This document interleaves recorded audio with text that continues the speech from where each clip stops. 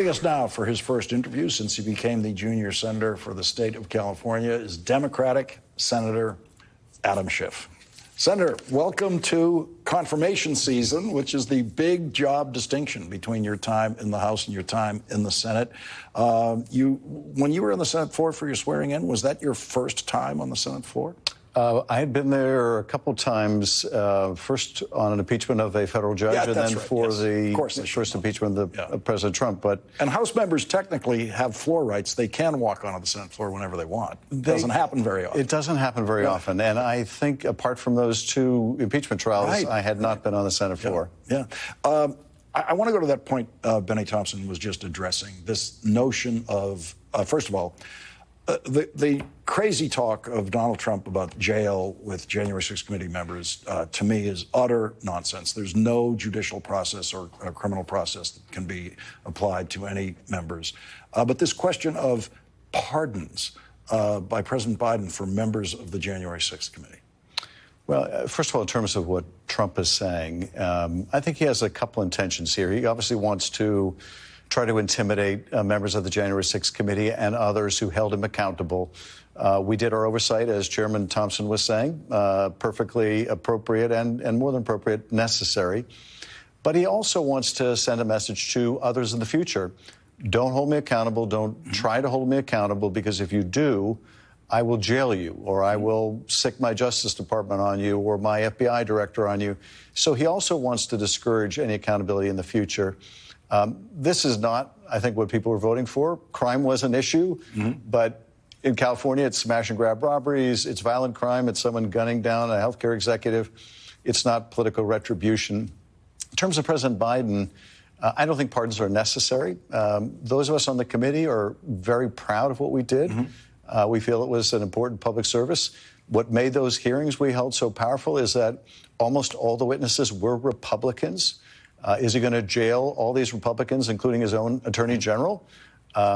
So we're proud of our work, and I don't like the precedent of outgoing presidents then pardoning their administration or their fellow party members. The president will decide what he decides, but I don't think it's necessary. Yeah, it isn't. But so there's a lot of mythology around presidential powers as exercised by Donald Trump. For example, the notion that the president can jail someone. The president can't jail anyone.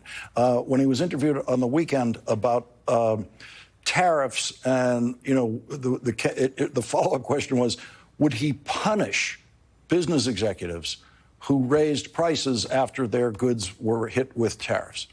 The notion that the president can punish a business executive or anyone for anything is fiction. There is no punishment that belongs in that the president of the United States has in his hands. I think that's certainly true in terms of the criminal law. He can't simply say, this businessman said something I didn't like or did something I didn't like. But there are other ways, obviously, he can reward or potentially economically punish a business. He could charge the Justice Department to investigate them or withhold support for a merger, or potentially, in the case of Elon Musk and others, award contracts, lucrative contracts to them, or deny them lucrative contracts.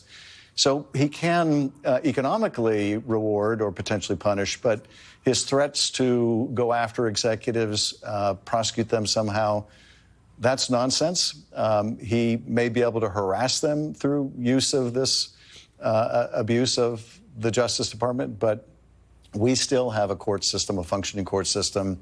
I hope and pray we continue to have that, which protects our civil liberties and rights. Well, every tariff Donald Trump introduces is going to raise prices, and nothing's going to happen to anyone working at the companies where those prices go up. Confirmations, you're already voting on confirmations as a new member of the Senate Judiciary Committee, where the Democrats are still moving Biden appointees for federal judgeships for confirmation.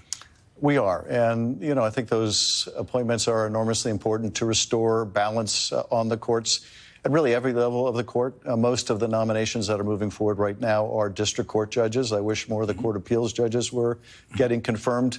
But the Senate, Leader Schumer, Chairman Durbin, have a pretty impressive record of moving through these confirmations, particularly the district court, and want to see that continue right up until the last day. I wanted to ask you about the Tulsi Gabbard nomination to be Director of National Intelligence. You're former chairman of the House Intelligence Committee. This is right in your strike zone. This is someone who has praised Bashar al-Assad, the now deposed dictator of Syria. How will you approach her confirmation in the Senate? Well, I certainly want to hear her out. I want a thorough background check done of her record. The things that concern me, though, may be hard to overcome. One of them is she has a complete lack of experience in intelligence matters. She never even served on the Intelligence Committee, never served within the community itself, never served with any of the agencies. I don't think she had any intel role in the military when she served in the military. This is a job with a very steep learning curve to learn all the systems, all the overhead architecture, what signals intelligence is to distinguish from geospatial, human intelligence, et cetera, all the different disciplines. But she's also shown, as you pointed out, terrible judgment in fawning over dictators like Bashar al-Assad or echoing Kremlin talking points. And this is someone who may very well be advising the President of the United States what we ought to do on issues of war and peace, how we should interpret intelligence that we're getting.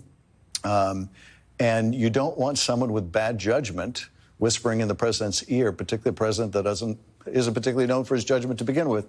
So a lot of concerns may be difficult for her to overcome, at least with me. But I also want to see a thorough background check done. I want to see it done by the Bureau. But if they won't have the Bureau do it, then we'll have to do it ourselves in committee.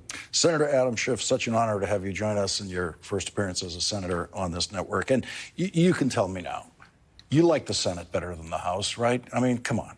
I do. Okay, there you go. That's why you ran for it from the House. Senator Schiff, thank you very much for joining us tonight.